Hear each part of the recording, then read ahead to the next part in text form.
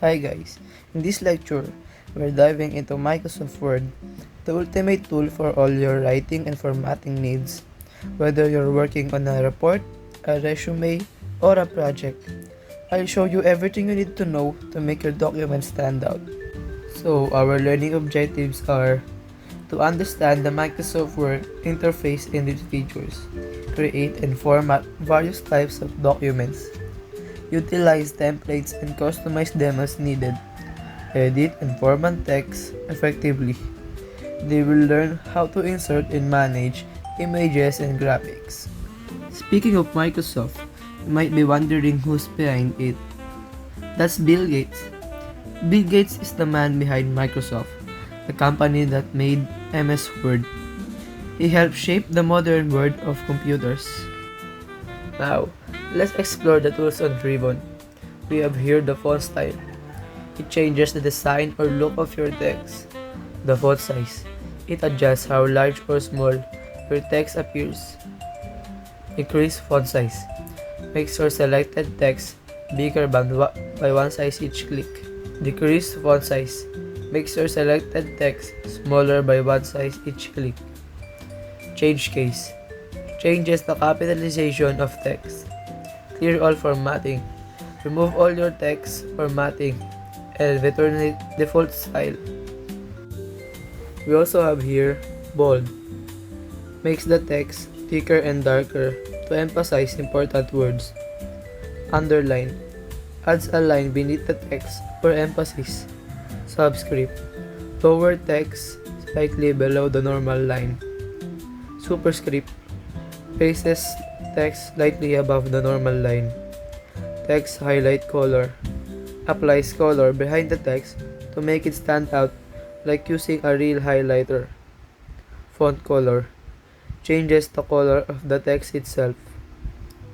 Italic, italize. Slants the text slightly to the right for emphasis or style. Strike through. Draws a line through the middle of the text to show it's deleted or no longer needed. Text effect and typography. Adds decorative effects like shadow, glow, reflection, or outlines to your text. Bullet. Adds symbol or dots before each item in the list. Numbering. Adds number to list items to show order or sequence. Multi-level list. Creates lists with sub-items using different level of bullets or numbers. Sort. Arrange text or list items in alphabetical or numerical order. Decrease indent. Moves text closer to the left margin. Increase indent. Moves text farther from the left margin. Show or hide. Displays hidden formatting marks like spaces and paragraph breaks. Center. Aligns text in the middle of the page. Justify. Aligns text evenly both the left and right sides. Shading. Adds background color behind text or paragraphs. Left alignment. Align text evenly along the left margin. Right alignment. Align text evenly along the right margin. Line and paragraph spacing. Adjust the space between lines or paragraphs. Borders. Adds lines around text, paragraphs, or pages from emphasis. And lastly, minimize. Reduce the word window to the taskbar without closing it. Maximize and restore. Expand the word window to full screen or return it to its previous size. Close. Exit the current document or the word application. And now, we will be hearing from Mr. Jurich Templo, who will explain the next part of our lesson. Greetings everyone, I'm Jurich Templo, and now we will tackle word processor. Word processor is an electronic device or computer software application that performs tasks of composing editing and formatting, and printing of documents. In short, word processor is a computer program used for creating, editing, formatting, and printing of documents. And now, Microsoft Word. Microsoft Word is often called as MS Word. MS Word is a graphical word processing program that users can type with. Its purpose is to allow users to type and save documents.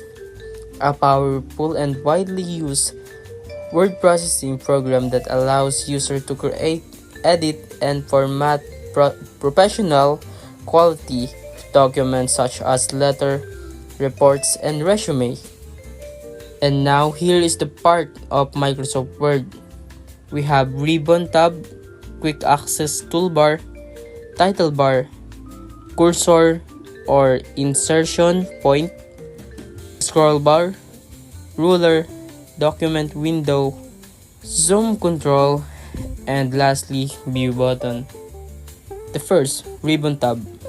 Ribbon tab in Microsoft Word or Excel, PowerPoint, etc. refers to main menu section at the top of the screen that organize the tool and commands into categories. The Ribbon tab is the wide band at the top of the window that contains all buttons and icons you use to work with your documents. The tab are the labels at the top of the ribbon that you can click to switch between different set of tools. In short, Ribbon tab is a section of Microsoft Word toolbar that organize commands and tool into a group such as a home, insert, layout, and view to make easier for user to find and use features. And now File tab. File tab contains commands related to the whole documents rather than the content you're editing. It's where you manage your file, not edit text directly. File tab lets you create, open, save, and share documents in Word. And again, I'm Jurich Templo. Thank you. Good day, everyone. My name is Mallo, and today I'm gonna tackle about Home tab. It is also a part of the publisher definition part, as you can see here. It helps to change documents like change, move, or like something like that. The default tab that contains the most commonly used tools for editing and formatting text, arranged in groups like clipboard, font, and paragraphs. Basically, it helps to arrange text or make it a group. It is the most commonly used tools for editing. Let's move on to Insert tab. It is used to insert and add extra features in the document. From the word itself, insert and add, adding a new extra feature like picture, document, and videos. It allows the users to add the items to the document, just like I said earlier, such as new pages, tables, graphics, document items, Microsoft Word, add-ins, video comments, header, footer, text boxes, and symbols. Design tab. It allows to control the look of the document, provides format, themes, backgrounds, color schemes, page borders, etc. for your document. Basically, Design tab is adding design like aesthetics on your presentation. Layout tab enables the user to control the layout including the page, orientation, margins, etc. Enables the user to add table, merge cells, and control the text alignment. Basically, layout tab is making your text straight so it won't scatter around. Good day everyone, I'm Allysza, Ashleigh, and Pasamba. And now, we will talk about the References tab. As you can see, References tab is where you can see a lot of commands. References tab, it enables the user to enter document sources and citations, create a table of contents, add an index, etc. And next we have Mailings tab. Mailings tab is all about mail. It means it enables the user to merge emails, writing, and inserting different fields, etc. Next we have the Review tab. This is what you can see for the Review tab. Review tab means it enables the user to proofread, add or remove comments, track changes, read aloud, check accessibility, and etc. We have here is View tab. This is what you can see on the View tab. We have the ruler, grid lines, navigation pane, and it means it enables the user to switch between different views of document, such as seeing more than one page at a time, boundaries, grids, and rulers.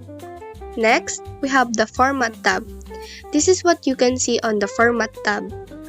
Format tab means provides format themes, remove backgrounds, picture style, crop picture from your document. And next, we have the 4 text alignment.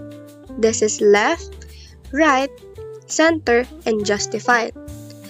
Next, we have the 2 types of orientation.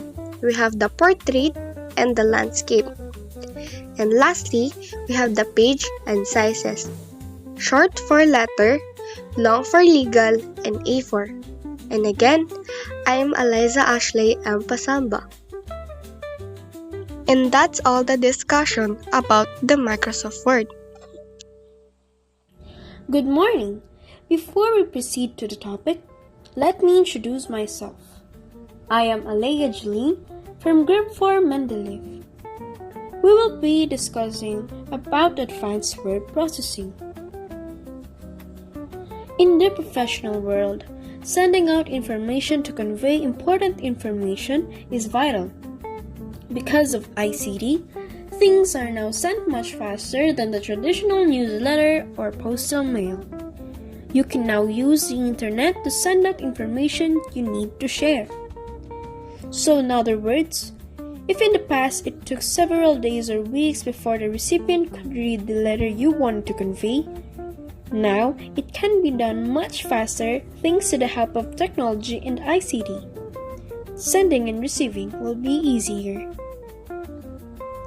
Word processing. Word processing is the use of computer to create, edit, and print document.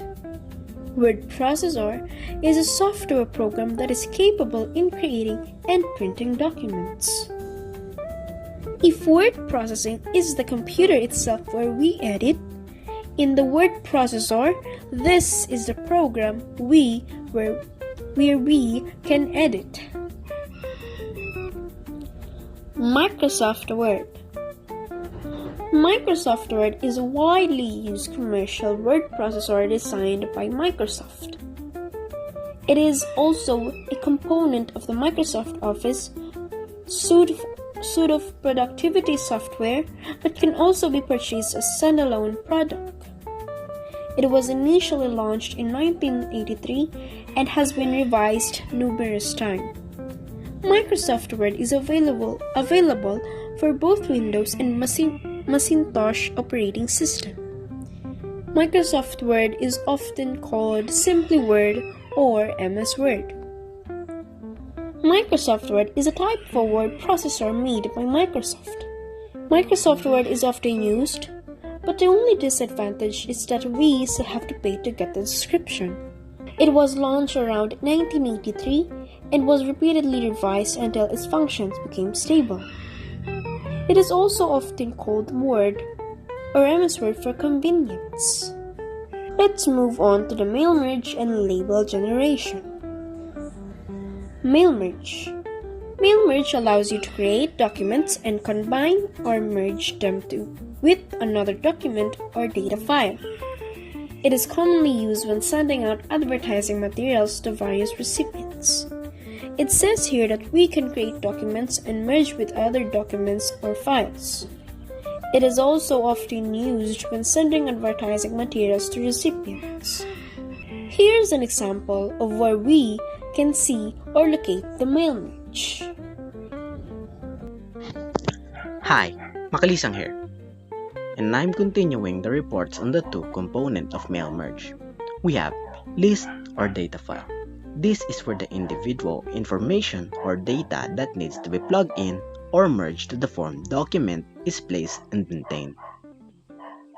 You can easily add, remove, modify, or extract your data more efficiently by using other data management applications such as Excel or Access, and import them in Word during the mail merge process. And this is the example of that.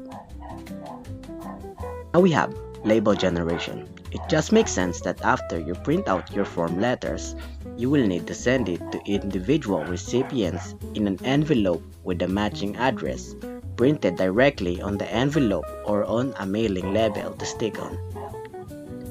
It creates a blank form document that simulates either a blank label or envelope of predefined size and will use the data file that you selected to print the information, typically individual addresses. And this is the example for that. Let's proceed to integrating images and external materials.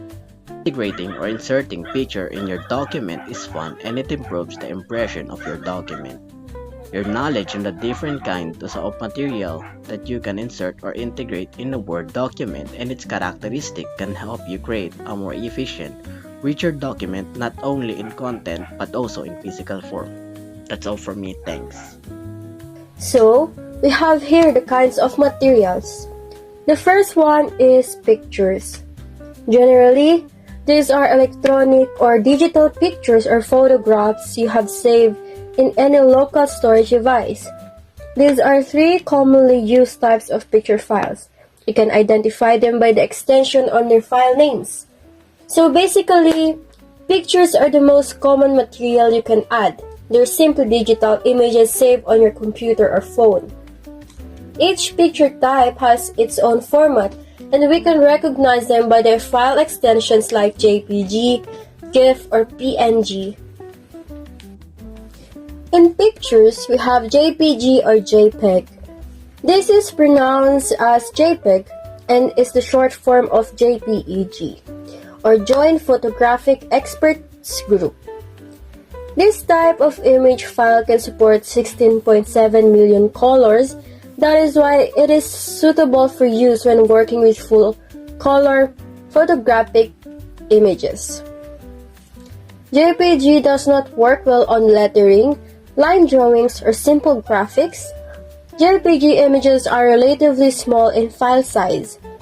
So, the first type is JPG or JPEG. It's best for colorful photos because it supports many colors, but it's not perfect for images with sharp lines or text, since it can make them look blurry.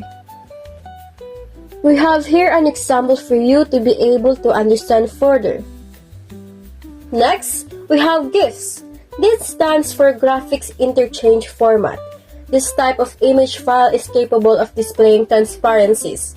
GIF is much better for logos, drawings, small text, black and white images, or low-resolution files. You've probably seen them in short, moving images online. GIFs are great for simple graphics, logos, or animations. They can even show transparency, which makes them really versatile. Then there's PNG. This is pronounced as PNG. It stands for Portable Network Graphics. It was built around the capabilities of GIF. Its development was basically for the purpose of transporting images on the internet at faster rates. PNG allows the control of the transparency level or opacity of images. It's perfect for web use and was made to be better than GIF. PNGs can keep transparent backgrounds, which make them ideal for clean, professional-looking designs. Lastly, The second to the one of kind of materials, we have clip art. This is generally a GIF type. Line art drawings or images used as generic representation for ideas and objects that you might want to integrate in your document. These are simple illustrations or drawings you can use to represent ideas, like adding a light bulb to show creativity or a book to represent learning. So, this is the end of my part. Remember, whether it's a photo, a GIF, or a piece of clip art, integrating images makes your document come alive. Just choose the right type of image for your purpose, and you'll create something both beautiful and meaningful. This is Trisha and Ben. Now, we will talk about number 5, charts. Number 5, charts.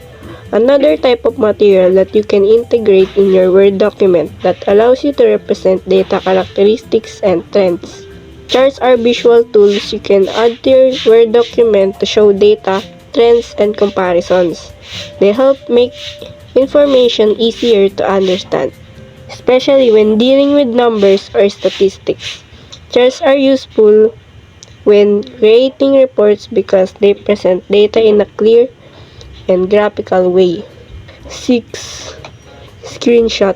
Sometimes creating reports or manuals for training or procedures will require the integration of a more realistic image of what you are discussing on your report or manual. Screenshots allows you to capture an image of what appears on your computer screen. They are helpful for reports or manuals because they show exactly what you are describing. When you need to display a realistic and accurate view of something on your screen, a screenshot is the best option. Nothing can get you a more realistic image than a screenshot. Image placement and inline with text. This is the default setting for images that are inserted or integrated in your document. It treats your image like a text font with the bottom side totally aligned with the text line. This setting is usually used when you need to place your image at the beginning of a paragraph. When placed between text in a paragraph or a sentence, it distorts the overall appearance and arrangement of the text in a paragraph because it will take up the space it needs vertically, pushing whole line of text upward. This setting treats the image like a piece of text. The bottom of the image aligned with the text line. When used at the start of a paragraph, it fits naturally. But when placed within text, it can disrupt the layout because it pushes lines upward and takes up space vertically. B. Square. The settings allows image you inserted to be placed anywhere with a paragraph with text going around the image in square pattern like frame. Ito naman, pwede mong ilagay yung image kahit saan, pati yung text. Halimbawa, ito nasa right side yung image, tapos yung left side naman nasa text. C. Type. This is almost the same as the square settings, but there, the text hug or conforms the general shape of the image. This allows you to get more creative effect on your documents. These settings can mostly be achieved if you're using image that support transparency like GIF or PNG file. Ito naman, yung image na to, nasa gitna siya, tapos yung text nasa both side, tapos naka-align to ng maayos. D. True. These settings allow the text on your document to flow even tighter, talking to contours and shape of the image. Again, this can be used of GIF or PNG type of image. Ito, pares lang siya din ng type. Ang kaso naman, sa gitna yung image niya, pero yung pinaka-text mismo, napaka-ayos nito. Yung text nito, naka-align doon sa pinaka-mismong gilid ng mga images. E. Top and bottom. These settings push the text away vertically to the top and or bottom of the image so that image copies a whole text in line on its own. Ito naman, yung image nito nasa gitna siya tapos yung text naman ay napakakunti lamang. Nasa itaas yung text tapos nasa baba yung iba pang natitirang text. F behind text. This allows your image to be dragged and placed anywhere on your document, but with all text floating in front of it. It effectively makes your image look like a background. Ito naman yung image, nasa background siya tsaka yung text. In front of text. As suggest, these settings allows your image to be placed right on top of text as if your image was dropped right on. That means whatever part of the text you will place the image on it will be covered by image. Ito naman yung text mo, nakukubera na siya ng picture pag nagda-down, nag-up and down ka ng scroll. And this is the end of our discussion on Microsoft Word. Thank you for listening, and I hope you learned something new today.